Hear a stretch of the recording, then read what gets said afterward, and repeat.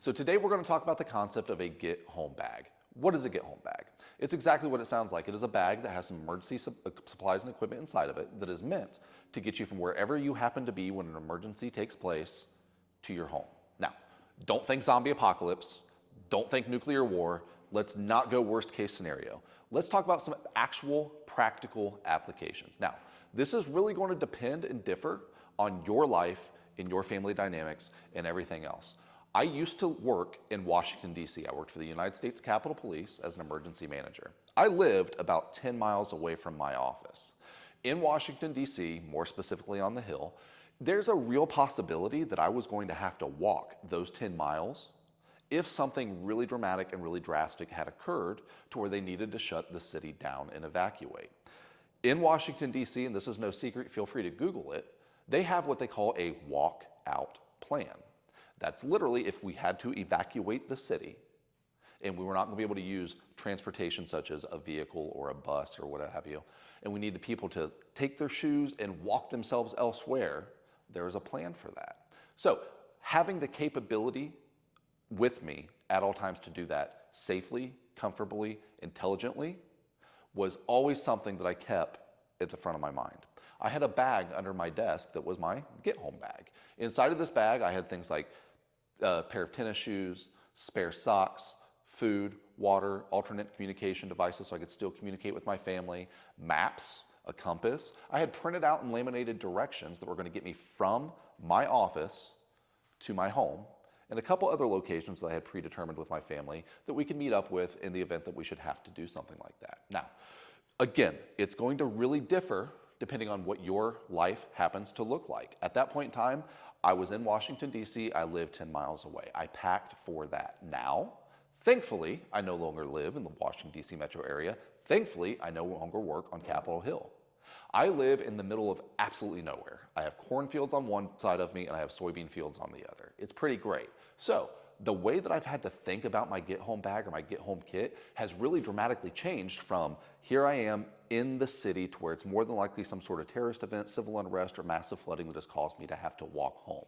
Well, now I may have to walk home because my car breaks down in the middle of absolutely nowhere and I'm nowhere close to a city and my cell phone reception has dropped out because it takes me literally a half hour to drive from my home to the grocery store.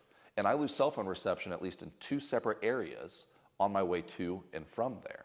So my kit and my bag looks a lot differently today than it did at that point in time. So yours is going to look a lot different possibly than mine does as well. I also want you to take into consideration your family dynamics. I have a child, I have a little one. She's fantastic, she's amazing. She's with me a lot because sometimes she's just a daddy's girl. So I have to think about that as well when I think about any kind of emergency kit or a get home bag. Now, we're going to talk about a couple different items here that I have within these 2 bags. This is the bag that I have designated as my get home bag, get home kit, whatever have you. This is my emergency supply kit. This bag itself stays inside of my vehicle. While this is the get home bag, and this is the emergency supply bag. If I'm abandoning my vehicle for whatever reason, roads are impassable, law enforcement has said you cannot be driving, my vehicle is broken down, whatever that happens to be, I can cannibalize this bag and take items out of it to place in here. One of the things that we are really good at when it comes to disaster management, emergency management, disaster preparedness, whatever else, is going overboard with a lot of things. You really can keep this very simple. You need food, you need water, you need a compass, maybe a map, a way to tell what direction you're going. I would prefer that you have a way to communicate that's not a cell phone, and you may need some sort of shelter, again, depending on your situation scenario. In DC, I can walk that 10 miles without having to spend an overnight. I can probably make that 10 miles fairly quickly. Here in this rural area, if I'm at the grocery store and for whatever reason I have to walk home, that's 30 minutes in a vehicle. That's going to take me some time. If it's 5 o'clock, 6 o'clock, 7 o'clock at night when I'm leaving the grocery store and I need to start maneuvering home, I probably want to have something like that on hand where I can shelter, if absolutely necessary, in the middle of the night. All of these bags, all of these kits, pretty much everything when it comes to emergency management, disaster preparedness, should be building upon other things. You'll hear this talked about a lot. I talk about it myself, to where everything I carry on my person is to support me. If I need to elevate that, I can make my way to my vehicle to where I have other supplies. Those supplies that are in that vehicle, those can come with me depending on what the situation has delivered. When we walk through this, you'll notice that I do not have a first aid kit inside of my get home bag. Why is that? Because I have a pretty good first aid kit in my truck that sits as a standalone kit. That way, if I come upon an accident or something occurs, I don't have to dig through a bag to find it. I literally lift up the back seat, I pull it out of my truck, and then I go to work. That can come with me. I have flashlights inside of my vehicle. I have other things that I can take and cannibalize and take with me inside of this bag. So when I dig into this bag and you go, wow, there's not much in there, you're right, because I can take stuff out of here. It's going to be very situationally dependent. So in this bag, on the front of the compartment, I always like to keep the important stuff up front to where it's very quickly and very easily accessible. I talked about a minute ago that I have a little one. I have a 3-year-old. She's the sweetest thing on the face of this planet. Unless she asks for a snack and you don't have one, then she might turn into a tiny terrorist. Therefore, one of the most important things that I can keep with me readily available and at hand are snacks. I've got these little bunnies that she loves. I've got some applesauce in here with a spoon. All of that's fantastic because you never know when something bad is going to happen. Disasters do not give you a call and say, hey, I'm going to schedule this on Thursday at 2 p.m. Are you good with that? If she's with me and I have to abandon a vehicle and walk home, I better take her into consideration as well. Speaking specifically about her again, I have a trauma kit. I know I don't have a first aid kit. I talked about that, but I do have a trauma kit. This is specifically dedicated to my child. Why is that? Well, there's a video out there as well to where I kind of explain that, so I'm not going to go into too much depth, but I have a tourniquet in here that will fit her little arms and fit her little legs, as opposed to the one that I carry for myself or for other adults that won't fit her arms and won't fit her legs. So this one's specifically dedicated to her. There's other items in here, space blanket, chest seal, trauma dressing, combat gauze, all that other good stuff. And that's all for the front, or I'm sorry, for the smaller compartment. When I get into the larger compartment, again, taking my child and my rest of my family into consideration, I keep a pair of tennis shoes in here for her. If we're at church or we're leaving church and she's in her beautiful little church shoes, she's not walking in those for any distance whatsoever before she starts to complain that her feet hurt. So I have tennis shoes in here. There's also a couple changes of socks in here for her as well. I have socks for myself and socks for my wife. When we start talking about maneuvering and moving and walking through, especially if it's going to be a long distance or a long time before you're going to get to your final destination, you are going to start to need fuel. You're going to get hungry. Of course, I have snacks here readily available for my little one, so I take myself into consideration as well as my wife. This isn't commercially available on the market just yet. It is coming, so more on that to come, but this is called Field Fuel. It's from a company called Essential Provisions.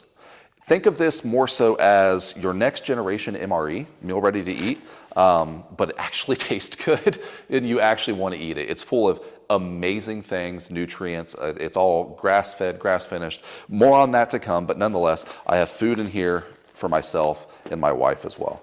And then in the very top compartment, just little ancillary things such as hand sanitizer that stays there. And really, that's all that's in this bag itself, because that is what I wanted to dedicate this bag to. That's not saying that's the only supplies I'm taking with me, and it's surely not saying that's the only supplies that I have with me as well. So we'll talk about this one. This is the emergency supply kit that I keep inside of my vehicle. Again, this is stuff that pertains to me in my daily life. Yours may change. I'll take some time at some point and go through this bag in its entirety, but we're not going to do that today. Right now, I want to point out a couple key things that, situationally dependent, of course, but more than likely, I'm going to be cannibalizing out of this bag, placing in this one before I start a trek, no matter how far it happens to be.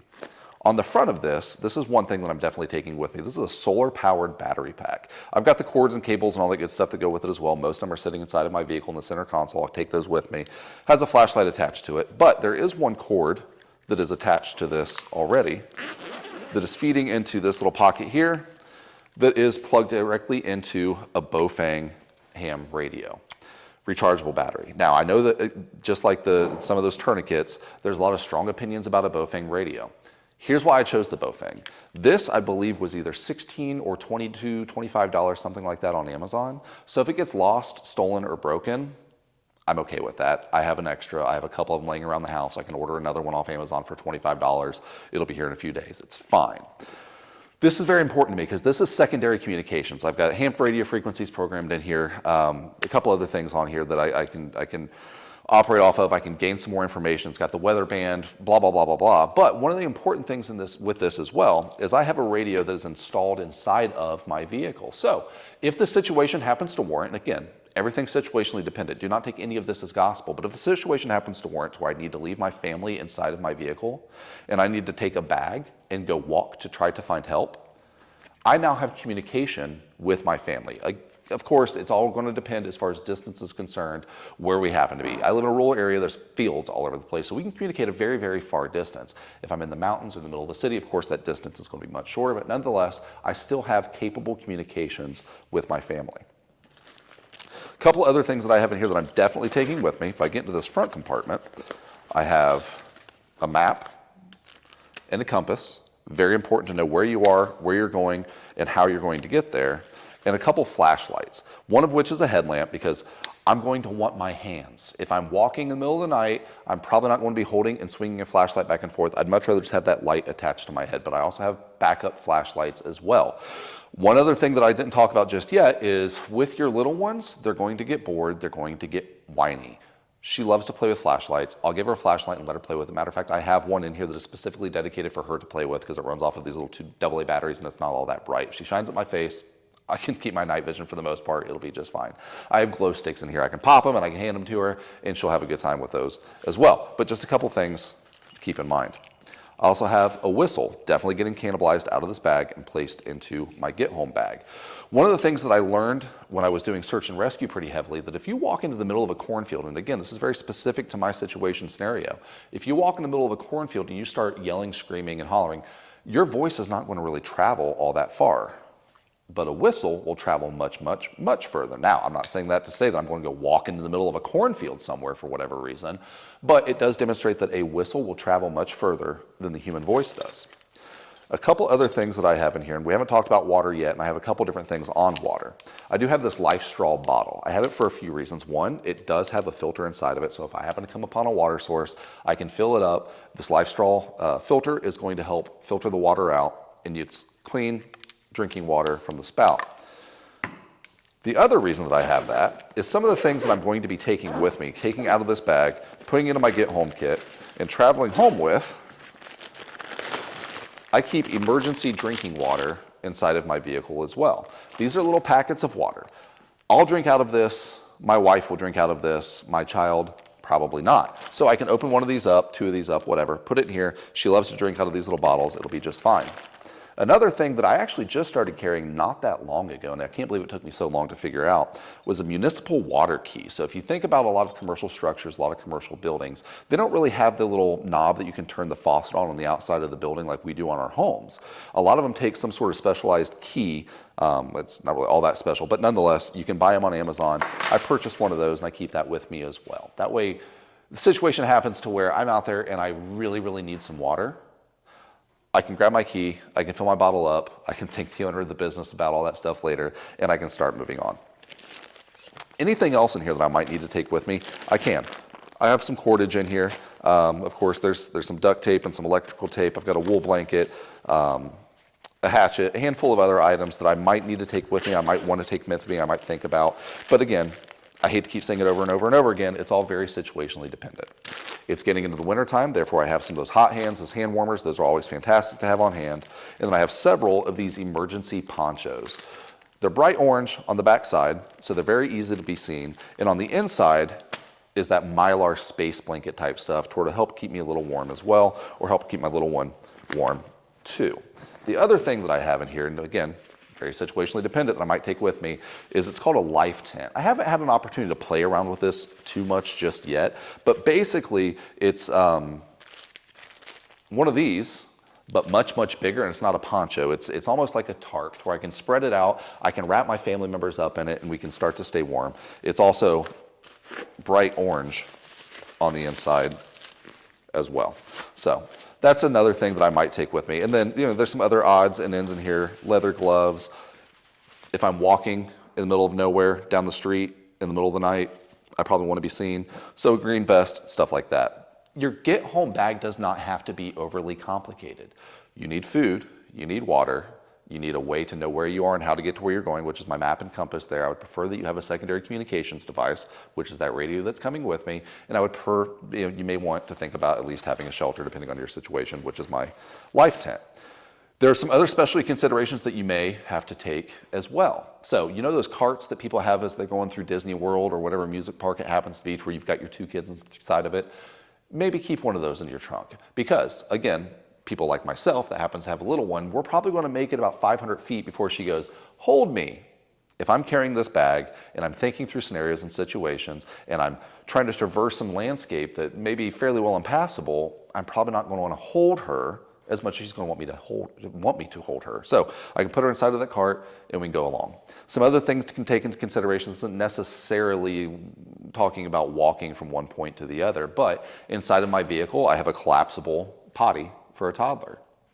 If we're driving around somewhere, it's taking us a long time to get somewhere, we're stuck in a traffic jam, and we're getting close and need to pull this bag out and start walking home, and she needs to go potty, I have one of those. I have a second one in the basement in our shelter area for a tornado, just in case we're down there sheltering in place and I hear, Daddy, I have to go potty.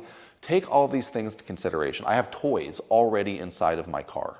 I can grab some of those toys, I can grab some of her little books, I can hand them to her. She's got a drawing pad that she absolutely loves back there, and she can use that to keep her occupied as we're making our way home. All of these things you need to take into consideration. Again, sit back, think about you personally. What does your life look like? Where do you work? What type of environment is where you work? What environments are between you and your home? What does your family dynamic look like? Do you have 1 kid? Do you have 17 kids? Do you have no kids? Is it just you? Are you single? Do you have a boyfriend, a husband, a girlfriend, a wife that you need to start taking into consideration as well? Think about the things that you keep inside of your vehicle that you may want to take with you. I've got rain jackets inside my vehicle. I've got coats inside of my vehicle. There's another wool blanket inside of my vehicle outside of this one here. I've got all kinds of stuff in there that if I need to take it with me, I can take it with me. A lot of times what we think is I have to have this bag, I have to have this kit, I have to have my go bag that I can just literally pick up, grab, walk away, and it's got everything I need inside of it. Well, that's not necessarily true all of the time. If you have a moment, you can take a quick look around, scan your surroundings, scan your environment, know what you have available to you at any point in time, take that stuff as needed, place it inside of a bag such as this one, then off you go and you're prepared. It doesn't take a whole lot, it just takes some time to think through it. Some of these things you may actually have on hand, and it doesn't even need to get that expensive. I would suggest that if you're going to go with a bottle route and you don't want to go with a life straw because they can get pricey sometimes, and you don't want to invest in packages of emergency supply water, get some of those reusable bottles like this, but don't get plastic. Get some sort of metal, some sort of aluminum, whatever it happens to be, something that may take the expansion of water when it starts to freeze as we get into the winter months. Again, this does not have to be overly complicated. It can be simple, and it's a really, really good place to start if you're just moving out on your preparedness journey. So think about it, sit down, write down what your life looks like, write down what some of this equipment is that you might actually need, stay educated, and stay prepared.